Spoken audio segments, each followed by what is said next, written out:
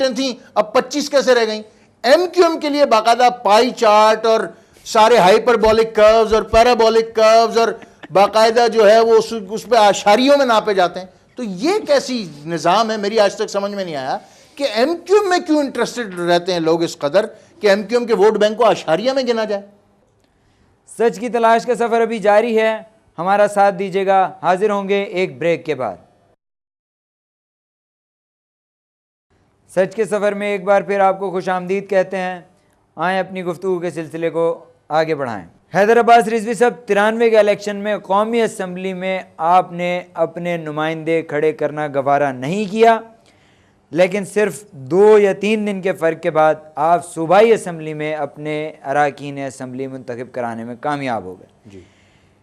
क्या आप नहीं समझते कि 93 की कौमी असम्बली के बायकाट से आपने बेनज़ीर के लिए बहुत सारी सहूलतें पैदा कर दी थी? देखिए, इसका बाकायदा एक तनाजुर है, और तनाजुर यह है कि जैसा कि आप जानते हैं कि 19 जून 1992 को एमक्यूएम पर जो बदतरीन रियासती ऑपरेशन मुसल्लत किया गया, उसमें बाकायदा हमको इस्टेब्लिशमेंट ने और उस वक्त की खुफिया एजेंसियों के सरबराहों ने ये बात इलेक्शन होने से पहले कही थी कि कराची ईस्ट के हलकों में हम आपको इंतखाबात नहीं लड़ने देंगे, और अगर आप लड़ेंगे तो फिर वहाँ पर आपको इसका जवाब हिसाब देना पड़ेगा और वहाँ खून खराबा होगा। तो आप डर गए? नहीं।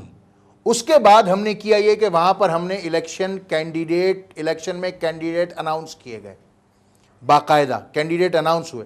जब हम दीगर सियासी जमातों की तरह वहाँ पर इलेक्शन कैंपेन करने गए तो वहाँ पर हमारे कारकुनान को सड़कों पर गोलियों का निशाना बनाया गया, और सूरत हाल यहाँ तक लाई गई कि एमक्यूएम के उम्मीदवार उन हलकों तक, अपने हलकों तक जहाँ से वो इलेक्शन के कैंडिडेट थे, पहुँच ही नहीं सके। 3 दिन बाद सारी सूरत हाल ठीक हो गई। मैं आपकी डिटेल दे रहा हूँ उसकी। उसके बाद जब सूरत हाल ये बनी तो एमक्यूएम इस बात पर मजबूर हो गई कि एमक्यूएम को जब इलेक्शन नहीं लड़ने दिया जा रहा था और बाकायदा कहा जा रहा था कि 7 सीटों पर एमक्यूएम अपने कैंडिडेट ना दे, तो उस वक्त एमक्यूएम ने उनकी बात को तस्लीम करने से इनकार किया और साफ तौर पर कह दिया कि या तो हम तमाम नशिस्तों से इंतखाबात लड़ेंगे या किसी नशिस्त से भी इंतखाबात नहीं लड़ेंगे। 93 का इलेक्शन वो पहला इलेक्शन था जब इंटरनेशनल ऑब्जर्वर्स पाकिस्तान आने शुरू हुए थे, और उस बार पहली बार इंटरनेशनल ऑब्जर्वर आए थे। जब एमक्यूएम ने इलेक्शन का बाइकाट किया तो उन तमाम इंटरनेशनल ऑब्जर्वर्स ने यह देखा कि कराची में 2000 वोट पर लोग एमएनए बन गए, 2000 वोट लेकर। उससे पहले 2 साल पहले उन्हीं नशिस्तों पर एमक्यूएम के एमएनएज ने 1,40,000 1,42,000 के रिकॉर्ड वोट्स लिए थे। तमाम पोलिंग स्टेशंस भाई भाई कर रहे थे, वहां कोई वोट डालने वाला नहीं था। आपने खौफजदा कर दिया था लोगों को। उस वक्त तो खुद आर्मी सड़कों पर मौजूद थी और एमक्यूएम के ऊपर बदतरीन रियासती ऑपरेशन किया जा रहा था। एमक्यूएम के नुमाइंदे, एमक्यूएम के कारकुनान अपने घरों पर मौजूद नहीं थे, बल्कि वो तो हाइडिंग में थे, वो छुपे हुए थे, मारे फिर रहे थे, मारे जा रहे थे। एमक्यूएम इस पोजीशन में थी नहीं कि वो इस किस्म की किसी सूरत हाल का सोच भी सकती, बल्कि वो तो जान बचाती फिर रही थी। उस सूरत हाल में उस वक्त की एजेंसीज के जिम्मेदारों ने कायदे तहरीक को लंदन फ़ोन किया, और जब इंटरनेशनल ऑब्जर्वर्स का प्रेशर डेवलप हुआ कि ये कैसे इंतखाबात हैं जहाँ कोई वोट डालने नहीं आ रहा और पूरे पाकिस्तान में रेगुलर वोटिंग हो रही है, तो उन्होंने फ़ोन करके कायदे तहरीक से रिक्वेस्ट की कि खुदा के लिए बल्दियात, अपने जो आपकी सूबाई असम्बली के इलेक्शन हैं उनका बाइकाट ना करें, हम पूरे कराची और हैदराबाद में आपको लड़ने की इजाज़त देते हैं। नहीं, इससे आप देखें ना, आप फरमाते हैं कि आखिरकार एमक्यूएम की बाइकाट की हिकमत अमली के बायस एजेंसियों के नुमाइंदे अल्ताफ़ हुसैन से मुज़ाकरात पर मजबूर हो गए। अगर मैं आपकी इस बात को सही तस्लीम कर लूँ तो क्या ये अल्ताफ़ हुसैन की सियासी गलती नहीं थी कि वो सूबाई असम्बली में भी हिस्सा ना लेकर उन इंतखाबात की लीगैलिटी को ही चैलेंज कर देते? मसला ये था कि जब बात पाकिस्तान की इज्जत की आई तो फिर हमने उस पर कॉम्प्रोमाइज़ नहीं किया। हम पाकिस्तान की इज्जत को अपनी जानों से ज़्यादा मुकद्दम समझते हैं, और हम नहीं चाहते थे कि पाकिस्तान की इज्जत पर कोई हर्फ आए और कोई इंटरनेशनल ऑब्जर्वर ये लिखे कि पाकिस्तान में जो कुछ भी हो रहा है वो ठीक नहीं है और इलेक्शन की क्रेडिबिलिटी मुतासर हो। हमने वही रिजल्ट दुनिया को दिखा दिए 2 दिन बाद कि ना कोई कैंपेन, ना कोई पोलिंग एजेंट, ना कोई कार्ड बांटना, ना किसी वोटर के साथ कन्विंसिंग, कुछ नहीं। और 2 दिन बाद ताला आपका इंतखाबी निशान था, ताला। जी हाँ, लैंडस्लाइड विक्ट्री एमक्यूएम को हो गई। एमक्यूएम ने इस बात को भी साबित किया कि एमक्यूएम के साथ जबरी तौर पर यह रवैया अख्तियार किया गया, और दूसरे एमक्यूएम ने पाकिस्तान की इज्जत को भी महफूज रखा, बल्कि ऊंचा किया। ये ताला इंतखाबी निशान आपने क्यों रखा था? उस वक्त आपको याद हो आप कि सूबाई असम्बली में और कौमी असम्बली में मुख्तलिफ दिनों पर इलेक्शन होते थे, और इलेक्शन कमीशन को ये इख्तियार हासिल था कि वो जिस पॉलिटिकल पार्टी को जो भी सिंबल अलॉट करना चाहे करे। और एमक्यूएम का जो पतंग सिंबल था उस वक्त तक उतना बड़ा वैलिड और सिग्निफिकेंट सिंबल बनकर सामने नहीं आया था, और उस वक्त एमक्यूएम जो है वो वहां पर जाकर इलेक्शन कमीशन से बहस करने की पोजीशन में भी नहीं थी कि हमें ये सिंबल नहीं, ये सिंबल चाहिए, क्योंकि हमारे सारे लोग जो थे वो अपनी जानें बचाते फिर रहे थे।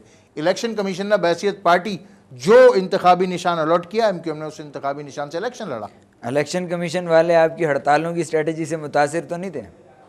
मसला ये था कि एमक्यूएम 93 में हड़तालों की भी कोई कॉल नहीं दी एमक्यूएम ने 93 तक। जब जबरी तौर पर एमक्यूएम के क़िताल का सिलसिला शुरू हुआ है, जब एमक्यूएम के कारकुन चुन चुन कर मारे जाने लगे, जब उनके घरों पर रेड्स करके पूरे इलाके का, पूरी बस्ती का मुहासरा करके एमक्यूएम के कारकुनों को गिरफ्तार किया जाने लगा है, और कोई मीडिया उस वक्त एमक्यूएम की दादरसी के लिए नहीं आया। तमाम अखबारात चुप थे, पूरा मीडिया चुप था, पूरे पाकिस्तान के लोग चुप थे, तो एमक्यूएम के पास और कोई रास्ता नहीं बचता था। आज की तरह 60 से ज्यादा चैनल नहीं थे उस वक्त सिर्फ एक चैनल था, पीटीवी, और सारे अखबार जो थे उनकी जबानों पर मोहर लगा दी गई थी।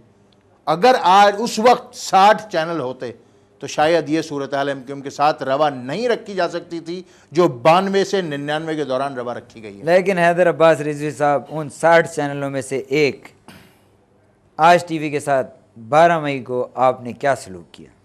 अगर आप APNS की रिपोर्ट पढ़ लें, जो कि खुद अखबारात के मालिकान और फिर उन निजी टीवी चैनल्स की जो पाकिस्तान ब्रॉडकास्टिंग एसोसिएशन है, उनकी रिपोर्ट पढ़ लें आप, तो आपको ये पता चल जाएगा, जिस रिपोर्ट में उन्होंने ये खुद ये बात लिख दी है कि आज टीवी पर कोई हमला नहीं हुआ।